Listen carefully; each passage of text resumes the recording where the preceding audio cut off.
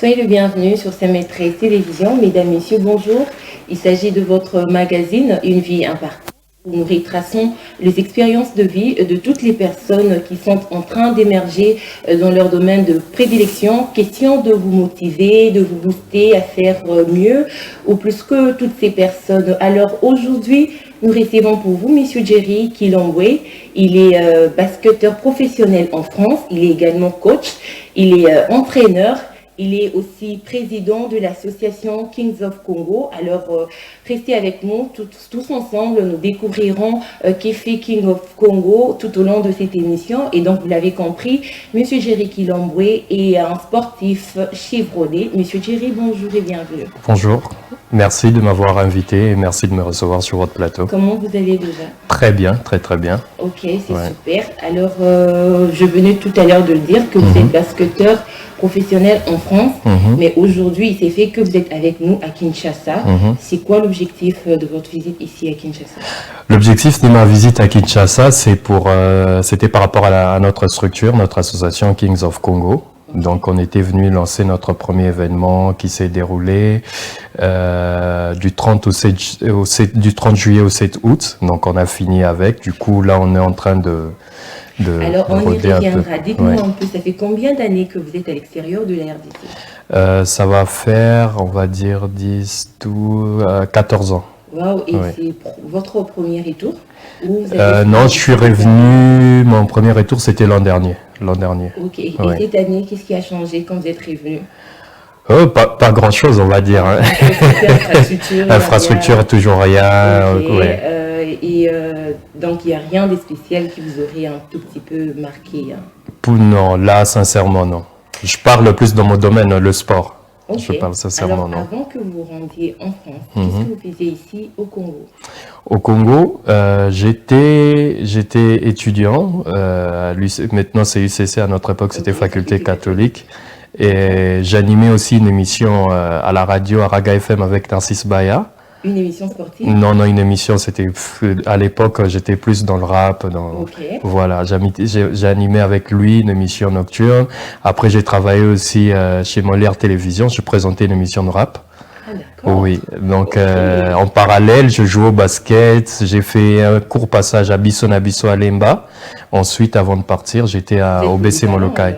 Voilà, on va dire ça. Chose. Oui. Très bien. Alors, pourquoi ce choix d'avoir laissé tomber tout ce que vous faisiez avant? Je ne sais pas, est-ce que vous avez continué avec les études? Quand vous vous lancez dans l'exercice, dans la pratique du basketball, vous combinez avec les études à l'université? Oui, j'ai combiné avec les études. Ici, je faisais de la communication sociale. Okay. Mais quand je suis allé là-bas, j'ai découvert qu'il y avait des études consacrées au sport, chose qu'ici, on n'en a pas. Et du coup, ça m'avait intéressé. Et je me suis réorienté en formation sportive. J'ai passé mes diplômes d'entraîneur, un diplôme d'entraîneur en éducateur sportif en sport collectif, spécialisation basket. Et ensuite, j'ai passé mes diplômes d'entraîneur. Et là, je suis en train de finir ma licence en business sport. Je finis au mois de décembre. Mais est-ce que pendant que vous opérez le choix de quitter le Congo, c'était pour continuer avec les sports ou c'était pour autre chose? Mais une fois arrivé là-bas, vous avez découvert le sport dans le basketball, en fait. En fait, c'était plus pour les études. C'était plus pour les études. Mais quand je joue au basket et que je suis arrivé, je me suis vite fait repérer par des clubs. Okay. Donc, du coup, les chemins ont changé. J'ai changé de parcours de vie. Et voilà, je me suis orienté vers les filières sportives. Et pendant que vous décidez à changer ces parcours, vous avez l'appui, le soutien de la famille, des amis, ou vous vous êtes lancé seul comme ça? Non, il y avait le soutien de la famille parce que déjà, j'ai joué bien au basket ici à Kinshasa.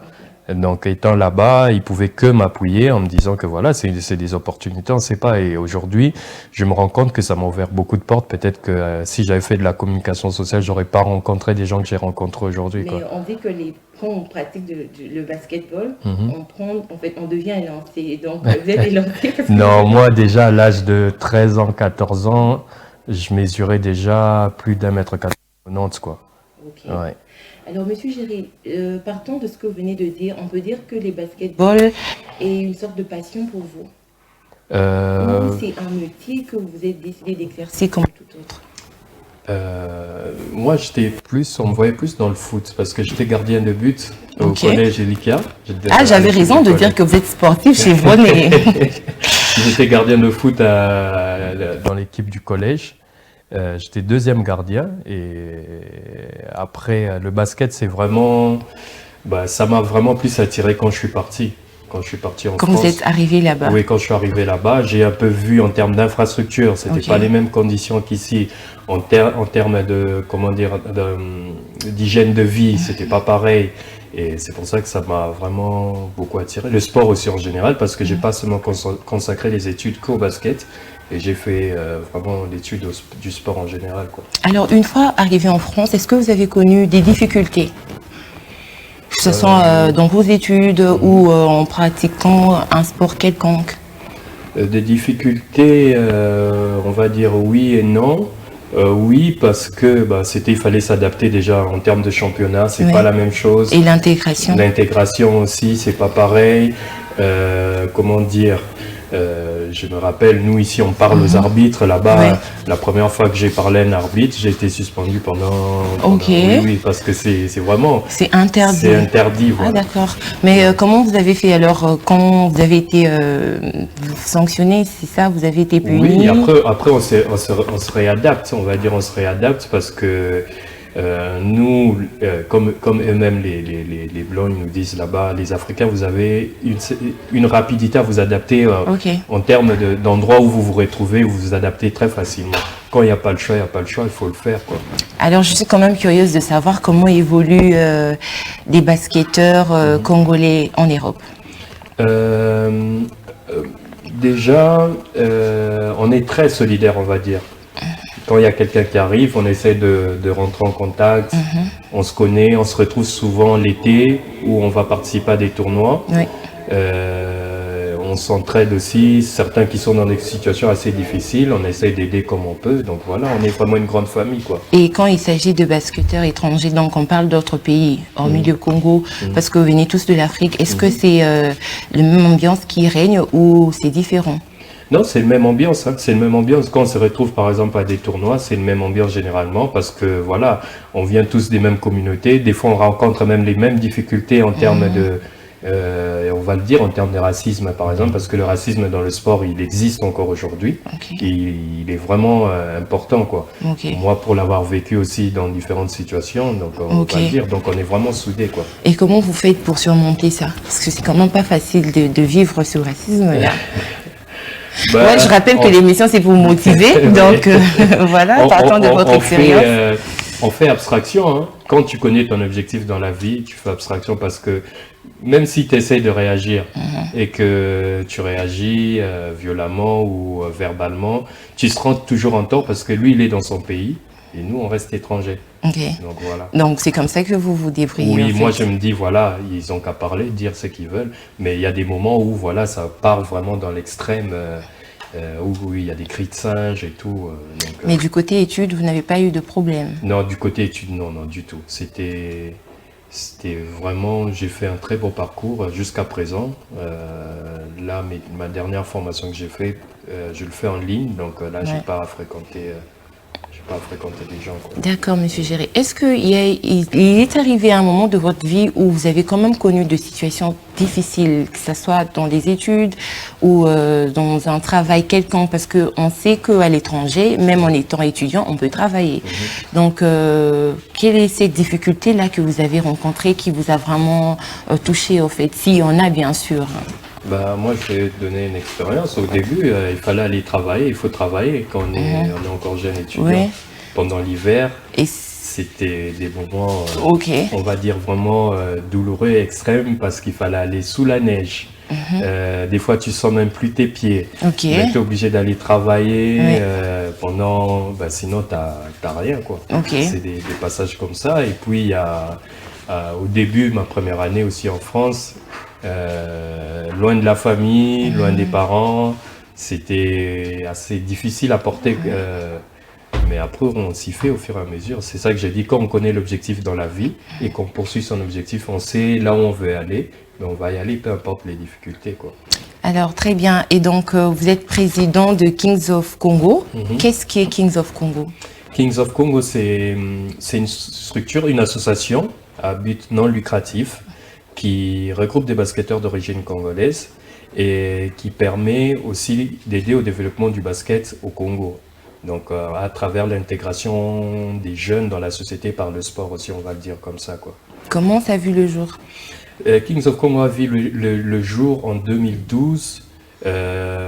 J'avais un souci. À l'époque, l'équipe nationale était suspendue par la FIBA. Du coup, on n'était pas représenté dans des compétitions internationales. Du coup, j'avais eu l'idée de regrouper des basketteurs d'origine congolaise. Attends, s'il vous plaît, quand vous parlez de vous n'étiez pas représenté, vous étant que basketteur congolais? Dans l'équipe nationale du Congo. Ok. Oui, Ok. on était suspendu pour non-participation à une compétition. On a été suspendu pendant 3 ou 4 ans. C'était la période entre 2009 et 2012, je crois. Du coup, l'association s'est créée, c'était en 2012, on s'est regroupé, j'ai regroupé 10 joueurs pour aller participer à un tournoi international de streetball. De joueurs qui étaient avec toi en France? Oui, en France, on avait 3 de Belgique, 4 de la France et 1 du Canada. Donc on est parti en Allemagne, à Cologne, on a participé au tournoi, c'était un tournoi international. Et à notre grande surprise, on a remporté le tournoi. Donc c'était vraiment le drapeau du Congo en haut, quoi. C'était quelque chose de formidable. Et c'est de là qu'est partie la naissance de la structure. On a fait, depuis 2013, on participe à des tournois pour représenter le Congo. Et là, c'est notre premier passage vraiment à Kinshasa, quoi, on va dire, au Congo, en Afrique. Ouais. Quelles sont les principales activités que nous retrouvons dedans? On va dire l'intégration, déjà comme on a parlé des jeunes Congolais qui arrivent au niveau de l'étranger. On a l'intégration aussi à travers des formations qu'on essaie d'orienter aussi des jeunes pour pas rester que dans le sport, parce que le sport peut s'arrêter d'un jour ou l'autre assez rapidement. Donc si on fait pas de formation, et ici c'est le même travail qu'on veut faire ici, occuper la jeunesse. Donc c'est plus implanté en Europe d'abord, en France? Oui, c'est implanté en France. Là, j'ai installé ça au Congo cette année, j'ai fait les déclarations, tout est OK. Donc ici, on va faire le même travail aussi, l'intégration des jeunes dans la société à travers le sport, redynamiser le basket au Congo à travers les tournois interscolaires. Et voilà, et puis contribuer au développement du sport en travaillant en partenariat avec la fédération, pourquoi pas. Donc présentement, vous avez une adresse ici au Congo? Oui, oui. Ok, c'est une bonne chose alors. Oui, et oui. est-ce que vous avez, en matière de financement, l'État congolais vous appuie dans cette mission-là? Non, on n'a pas de financement. Le problème est que quand on arrive de l'étranger comme ça, généralement les gens pensent qu'on a déjà nos financements derrière et on vient avec l'argent qu'on a en poche pour faire des projets. Sauf que non, on est juste enfant du pays, fils du pays. On vient redonner ce que nous on a vu à l'extérieur, voilà, en termes d'infrastructure, en termes de d'organisation, des formations des techniciens. Aujourd'hui, par exemple, moi, je suis juste éducateur sportif et entraîneur. Je gagne bien ma vie en France. Mais est-ce qu'ici, c'est la même chose, un éducateur sportif et un entraîneur? Pas du tout. Pas du tout, il ne peut pas vivre de ça. Mais comment est-ce que vous, étant que pionnier, en fait, je dirais que vous êtes parmi les pionniers du basket, avec l'association Kings of Congo, qu'est-ce que vous comptez? Quelles sont vos perspectives d'avenir, en fait, pour cette discipline-là? Ben, les perspectives d'avenir, on peut les avoir, c'est bien. Mais tant qu'on ne pourra pas travailler, tant que la fédération n'ouvrira pas les portes aux gens qui viennent avec des projets, ça va être difficile. Parce qu'on ne peut pas contourner la fédération, c'est lui. Est-ce que présentement, la fédération ne vous aide pas? Non, du tout, pas du tout. Vous avez frappé des portes, vous avez essayé, on a mais... frappé des portes, oui. On a frappé des portes même au ministère de Sport. Voilà, on a touché tous les patrons du sport, mais... Vous pensez qu'il y a une sorte de penchant pour le football, contrairement au basketball? Oui, généralement, ici au Congo, quand on parle du sport, on voit le football en premier. Sauf que le sport, il est grand. Oui. Il y a beaucoup de sports qui souffrent aujourd'hui parce que voilà, tous les financements, tout est concentré au niveau du Comme football. le frisbee par exemple. Moi voilà. j'aimais bien jouer au frisbee. Est-ce que ça existe même? Est-ce qu'il y a Pas même du une fédération? tout. Ok, les basketballs également. Voilà, les baskets c'est pareil. Là ils doivent participer à une dernière fenêtre de la Coupe du Monde par exemple. Mais voilà, c'est pas le même engouement qu'on a au football, mais sauf que dans d'autres pays, pourquoi le basket, le foot, le handball surtout. Oui. Aux États-Unis, par exemple, on parle plus du basketball, en fait. Ok. Et pour la promotion du basketball, hormis Kings of Congo, vous avez d'autres projets? Hormis Kings of Congo, non, parce que tout passe par Kings of Congo et voilà, et on fait des projets un peu partout. Donc c'est vraiment, le gros projet va arriver l'année prochaine. C'est là qu'on va faire vraiment quelque chose de grand, d'immense, pour marquer vraiment notre empreinte ici à Kinshasa, quoi. Au Congo, on va pas dire Kinshasa. Ah oui, parce voilà. qu'on va parler du tournoi. Comment ça se passait déjà? Ça s'est très bien passé. Ça a duré combien de jours? Ça a duré une semaine. Une semaine en dehors. On voulait vraiment le faire en dehors du centre-ville parce qu'on sait que tout ce qui se passe ici à Kinshasa, c'est toujours Gombe. Ouais. Et généralement, non, il faut faire profiter aussi du même spectacle aux gens qui vivent un peu loin. Le tournoi s'est passé à la Cité Verte et on a reçu beaucoup de monde, surtout les jours de la finale. Donc c'était une réussite, on va dire. Une grande réussite. Pour une première. Ah d'accord, Ouais. c'est une bonne chose alors. Ouais. Alors je rappelle que vous êtes en train de suivre Une vie, un parcours. C'est justement votre magazine qui met en lumière l'expérience de vie de personnes qui sont en train d'évoluer dans un domaine quelconque. Aujourd'hui, c'est le parcours de Monsieur Jerry Kilambwe que nous sommes en train de découvrir. Il est basketteur professionnel en France, hormis le fait qu'il soit manager et également président de l'association Kings of Congo. Alors, Monsieur Jerry, comment trouvez-vous le niveau de basketteur congolais que vous avez rencontré une fois ici? Le niveau, moi, je trouve qu'il a beaucoup régressé par rapport à votre époque. Par rapport à notre époque, en termes de fondamentaux, de formation. Donc, c'est un peu dommage. C'est pour ça que je dis, quand nous on vient comme ça, normalement on doit nous ouvrir les portes, parce que moi j'ai pas étudié le sport là-bas pour travailler en France. Ça n'a aucune importance. C'est pour venir et donner ça maintenant ici au pays, sauf que voilà, on nous ouvre pas les portes. Alors vous êtes entraîneur, vous l'avez dit tantôt. Est-ce que si on vous demandait un jour de revenir au pays pour entraîner l'équipe nationale, vous serez d'accord? Oui, je serais d'accord. Après, le problème aussi, on sait, c'est en termes d'organisation. Personne ne va vouloir travailler dans le désordre. Vous pouvez apporter cet ordre-là?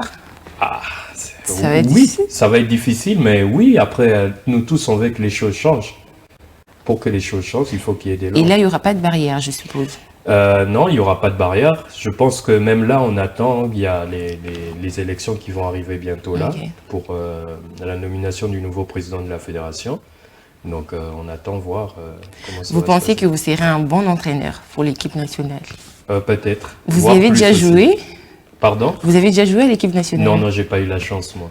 Ok, mais vous n'avez pas baissé les bras? J'ai pas baissé les bras parce que, comme j'ai dit, dans la vie, des fois, la vie nous oriente sur des chemins différents que le nôtre. Donc, moi, ma route était tracée peut-être à travers le basket pour que ça puisse m'ouvrir d'autres portes, à travers l'encadrement, à travers le business. Là, je finis maintenant, comme j'ai dit, mon diplôme en business sport. Donc, je vais embrasser d'autres domaines aussi pour développer aussi le sport en termes de commerce, en termes administratifs, commercial et management. D'où cette question. Est-ce que vous voyez un jour abandonner le sport, le basket et autres, pour embrasser les business outre que le sport, en fait? Oui, l'objectif c'est ça, parce que le sport, ici on le néglige, mais le sport pèse beaucoup d'argent dans notre pays. Un ministre de sport dans d'autres pays, c'est vraiment, il gère des gros budgets. Oui. Et donc, tant qu'on n'aura pas compris ça, et voilà, c'est là où il y a un gros problème. Mais le sport, oui, moi, l'objectif pour moi, c'est vraiment d'embrasser une carrière business, managériale. Pourquoi pas, ministère des Sports, essayer d'orienter aussi autrement un peu pour trouver. Et pourquoi pas de la communication, parce que vous avez quand même commencé en communication. Oui, de la communication aussi. De la communication aussi, pourquoi pas. Est-ce que vous voyez un jour présentateur d'une émission sportive? Présentateur, moi, je pense je pense qu'on ferait un bon présentateur. Ah oui, pourquoi pas. Vous avez déjà commencé, vous connaissez tellement de choses en sport. Bah pourquoi pas. Peut-être commencer en tant que consultant et voilà. Et oui, présentateur. Ok, donc un jour je vous céderai ma place. Il n'y a pas de problème. D'accord, merci beaucoup. Alors, est-ce que vous avez déjà fait voyager de basketteurs congolais? Non, parce que pour moi, je trouve pas ça une très très bonne idée. Parce que si on fait voyager tout le temps des jeunes...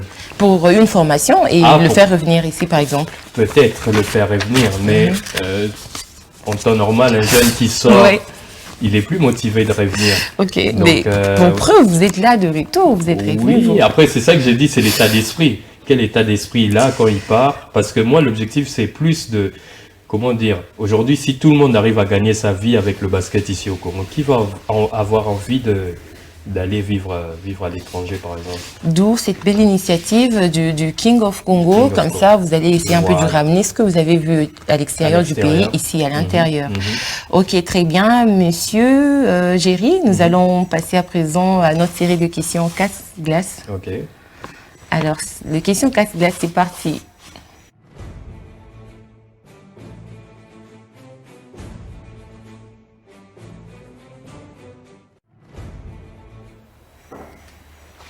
Des retours sur ces plateaux, je vais expliquer. Pour vous, Monsieur Géry, au fait, dans ce récipient, il y a une série de questions. Ce sera à vous de choisir une question. Vous me le passerez, je la lirai et vous répondrez à la question. Vous pouvez commencer. J'espère que c'est pas des questions assez dures. Non, pas très facile. Ah, voilà. Monsieur Géry, est-ce que vous vous souvenez du nom de votre premier entraîneur? Comment il s'appelait? Yadjo, c'est l'entraîneur du club Bissona-Bissau à Lemba. Vous l'appelez Yadjo? Oui, oui. Ok, pourquoi Yadjo? Je sais pas, quand je suis arrivé, on l'appelait comme... Il est connu comme ça, Ah, d'accord. sous le nom de Yadjo. Je l'ai même pas revu, je sais pas s'il est toujours là en vie ou pas. D'accord, et Ouais. vous n'avez pas cherché à savoir s'il est toujours là? Bah, le club apparemment a changé d'endroit parce que le terrain n'existait plus. Donc, Ok. voilà. Ouais. Voilà. Encore? Oui.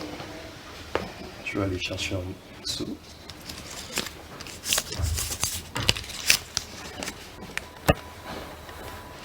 Vous vous entraînez combien de fois par jour? Sincèrement, 3 fois par jour, plus le match le week-end. Ok, Ouais. d'accord. Ouais. On continue. Vous aurez 6 questions. 6. Oui, donc il reste 3. Serez-vous d'accord de voir vos enfants emboîter vos pas? Oui. Sachant que je sais que le sport peut rapporter beaucoup d'argent Ok. et changer la vie de En quelqu'un, Europe, changer la vie d'une famille. ici également, vous serez d'accord? Ici, Congo. oui, pourquoi pas. Il y a des talents qui se dénichent un Ouais. peu partout. Ouais. Ok, Ouais. à vous. Merci. Ok, quel est le sobriquet par lequel vous appellent vos amis? S'il n'y en a pas, racontez-nous une histoire drôle que vous avez connue lors d'un match. Mon sobriquet, c'est Mani Congo. Pourquoi Mani Congo? Mani Congo, c'est le nom qu'on attribuait au roi Oui, à oui. l'époque.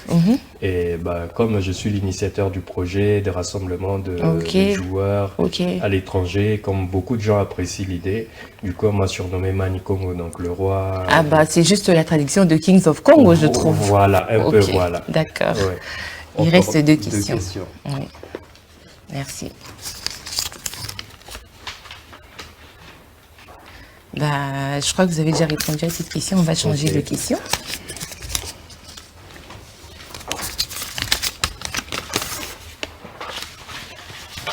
Qu'est-ce que vous aimez dans la pratique du basketball et que vous n'appréciez pas dans d'autres disciplines? Wow. En fait, qu'est-ce que vous aimez dans la pratique du basketball? Le spectacle. Qu'est-ce que vous n'aimez pas dans d'autres disciplines? Bah, au basket, le spectacle, et je trouve que le public du basketball est un public très classe. Ok, Oui. Contrairement- à d'autres sports. d'accord. Voilà. La dernière La question. dernière. Merci. Parlez-nous de vous brièvement. Oh. Ah oui. Comment dire parler plus de ma personne. Oui, ou, de votre personne. J'ai du mal toujours à me décrire. À vous définir. Oui, oui. Vous pouvez essayer? Oui, hein, je veux jouer le jeu. Comment je peux me définir un battant? Je suis une personne qui arrive toujours à réaliser ce que je veux, voilà, parce que voilà, je suis quelqu'un de très déterminé dans la vie. Quand je veux quelque chose, je vais le chercher jusqu'au bout, et voilà, et j'arrive à l'avoir. Et en regardant mon parcours aujourd'hui, voilà, je continue toujours à aller chercher ce que je veux. Pourquoi pas? Peut-être d'ici quelques jours avoir le ministère de Sport ou la Fédération de basket. Que ce rêve se réalise. Oui, oui. C'est bien d'être aussi optimiste. Oui. Alors voilà, c'en est fini de cette série de questions casse-glace. Merci beaucoup.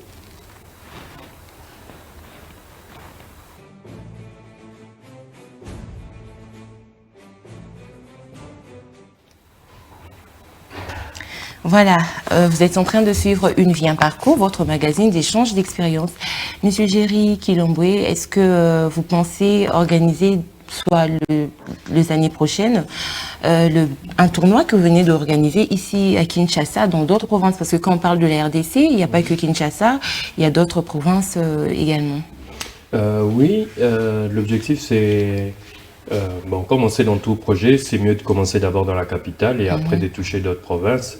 Mais voilà, après on sait que c'est pas facile aussi en termes de logistique, en termes de financement. Comme on n'est pas soutenu, on finance nos projets tout seul et c'est un peu compliqué. Mais on est en train de cibler le Bas-Congo, comme c'est à côté et que quand les matériels arrivent... Vous n'êtes pas de là, je pense. Non, non, je suis pas de là. Rien à voir avec Mani Congo également. Je suis né là-bas. Ok. Je suis né là-bas, je suis né à Matadi. Ok. Ouais, donc, mais j'ai quand même des liens, on va dire. Donc, on est en train de voir Bakomo parce qu'en termes de proximité aussi, Oui. en termes de logistique, ça ne va pas beaucoup compliqué. Mais voilà, sinon, après, comme j'ai dit, c'est en fonction de l'aide de l'État aussi qu'on va avoir et qu'on pourra faire des choses autrement aussi, voilà un peu. D'accord. Alors, vous avez un mot à placer concernant les états généraux de sport qui venaient de se dérouler la semaine passée. Oui, les états généraux des sports, c'est bien. Après la suite, on connaît tous parce que en voyant les derniers états généraux et ce que ça donnait après, rien de spécial. Moi, je pense le problème avec le sport, c'est qu'il faut mettre les gens qu'il faut à la place qu'il faut. Et aujourd'hui, pour un grand pays comme le Congo, le ministère de Sport seul ne peut pas gérer le sport. C'est impossible. Tant qu'on n'aura pas compris ça, on fera toujours les mêmes erreurs, les mêmes bêtises. Et aussi, il faut repenser le financement en fait, des fédérations. Parce qu'aujourd'hui, c'est un problème d'argent. Mais on verra, là, j'ai pas encore vu ce que ça donnait en termes des lois qui vont être mises en place. Mais bon, moi, j'attends pas grand-chose. Est-ce que vous pensez que c'était le moment opportun pour organiser ces états généraux? Non, c'était pas le moment. C'était pas le moment parce qu'il fallait d'abord faire un nettoyage. On sait là d'où vient le problème d'abord au niveau du sport. Et aussi, il faut, comme j'ai dit, il faut d'abord aller chercher la source du problème. Pourquoi le sport au Congo continue de boiter. Et donc, comme j'ai dit, c'est un gros problème de financement des fédérations. Comment on finance les fédérations? Est-ce qu'aujourd'hui, le ministère de Sport est capable de gérer le sport de toute l'étendue du Congo? Voilà. Donc, et vous pensez que non? Non, le ministère de Sport ne peut pas gérer tout ça. Il faut créer une structure à part. Qui va travailler en partenariat avec les collectivités, donc les bourgmestres, pour travailler le sport à la source et aussi en injectant aussi certaines entreprises pour avoir du financement directement. Je pense qu'avec ça, en créant une entreprise externe qui va épauler le ministère de Sport, on pourra aboutir à quelque chose. Est-ce qu'on peut parler de l'âge défini pour pratiquer le sport? En début ou fin? Enfants, adultes, jeunes? Ici, les sports commencent très tard par rapport à l'étranger. À l'étranger, déjà moi à l'école de basket, j'ai des enfants à partir de 3 ans, 4 ans. Okay. Et puis on sait qu'on peut pratiquer du sport jusqu'à... Est-ce que moi, à mon âge, je peux reprendre avec le basketball, par exemple? Bien sûr. Je n'aurais pas du mal? Non. Okay. Juste à vous reprendre physiquement, cardio, après c'est bon. Okay. Ça se perd pas. Et il n'y a pas d'âge limite? Non, il n'y a pas d'âge limite pour le sport. Pour des disciplines? Pour les disciplines, non. Parce qu'on a aussi des catégories loisirs. Il y a des gens qui pratiquent par exemple le sport en loisir. Et voilà, ça permet de garder juste la forme, de rester en forme. Et puis, ils jouent en championnat. Il y a des championnats à loisirs. Par exemple, ici, je sais qu'il n'y en a pas, mais à l'étranger, il y a des championnats à loisirs, championnats inter-entreprises. Et voilà, et puis championnat vraiment professionnel, quoi. Ok, vous avez un dernier mot avant de fermer le chapitre du Kings of Congo?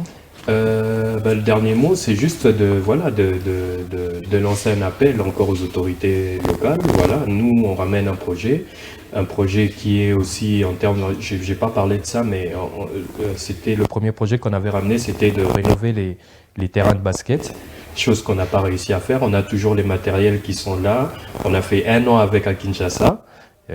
Donc voilà, je lance juste un appel aux autorités. Avec deux projets, du terrain, où en sommes-nous avec ce projet? Le matériel sont en train de croupir toujours, comment dire. Là, c'est par rapport au second projet, la réhabilitation des terrains. Oui, c'était le premier projet avant C'était le premier projet. Oui, avant le ok, tournoi. donc c'est le projet qui souffre jusqu'à ce jour. Qui souffre, voilà, parce qu'on n'a pas d'autorisation. Pour avoir les autorisations, c'est compliqué. Tout le monde veut sa part du gâteau, alors que nous, on vient faire quelque chose où on gagne rien du tout. C'est vraiment, on n'attend rien en retour. Pour l'émergence du pays. Et puis mettre en place des académies pour qu'ils vont s'entraîner dessus. Donc voilà, j'ai lancé un appel au président de la République. Voilà, nous on est là, on ramène des projets, mais on ne nous ouvre pas les portes, on est bloqué de partout. Mais que ferez-vous alors de ces matériels? On continue à frapper les portes jusqu'au moment où on va arriver. Là, on est en train de voir d'autres terrains qui n'appartiennent pas à l'État, qui appartiennent à l'Église. Peut-être avec ça, on pourrait, mais c'est très compliqué. Ok, c'est très compliqué. Oui. Ça ira. Oui. Et un mot pour les amoureux de la balle au panier. C'est comme ça qu'on l'appelle autrement. Oui, j'ai Daniel Rololai qui m'aide à tout moment. C'est ça. Moi, je lance un appel aux jeunes, seulement de continuer surtout ce que j'ai vu aussi à mon tournoi. Voilà, il ne faut pas lâcher parce que beaucoup aussi se plaignent des conditions du championnat, conditions en termes d'infrastructure, de formation. Il ne faut pas baisser les bras, il faut continuer. Les choses vont finir par changer un jour, quoi. Voilà, on ne va pas rester comme ça éternellement. Un jour ou l'autre, les choses vont changer. Voilà, donc je pense que je peux aussi vous classer parmi les motivateurs, parce que vous n'avez quand même pas eu, vous avez gagné votre avenir, vous n'avez pas tout obtenu sur un plateau d'argent. Alors, pour toutes les personnes qui vous regardent maintenant, quelques mots de motivation. Comme j'ai dit, il faut avoir des objectifs dans la vie. Et puis, tant qu'on n'a pas encore atteint ces objectifs-là, il faut continuer toujours à se battre. Moi, par exemple, j'ai repris les études. J'avais interrompu quand j'ai passé mes diplômes d'entraîneur. Quand j'ai repris mes études pour passer mon diplôme en business sport, j'avais un trou de 7 ans. Okay. Donc, il fallait, c'est remotiver. Oui. Et voilà, c'est parce que je sais là où je vais aller. Je sais ce que je vais faire. Je me dis, voilà, je vais le faire. Peu importe les obstacles qui vont se poser sur mon chemin. Je vois ma route que j'ai tracée et je dois arriver jusqu'au point final, quoi. Tant que je ne suis pas arrivé, je ne baisse pas les bras. Alors voilà, merci beaucoup. L'émission est arrivée à la fin. Un mot à vos amis et la famille, toutes ces personnes qui vous regarderont.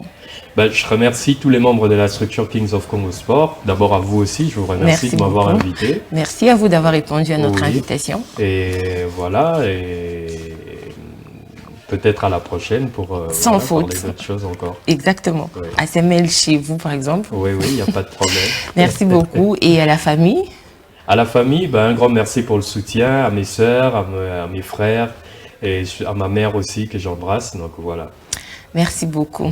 Alors, très chers téléspectateurs d'Une vie, un parcours, cette émission est complètement terminée. Merci à vous de nous avoir suivis. Surtout, restez branchés au programme de votre chaîne, le programme de l'excellence continue. Quant à moi, je vous dis à la prochaine. Au revoir.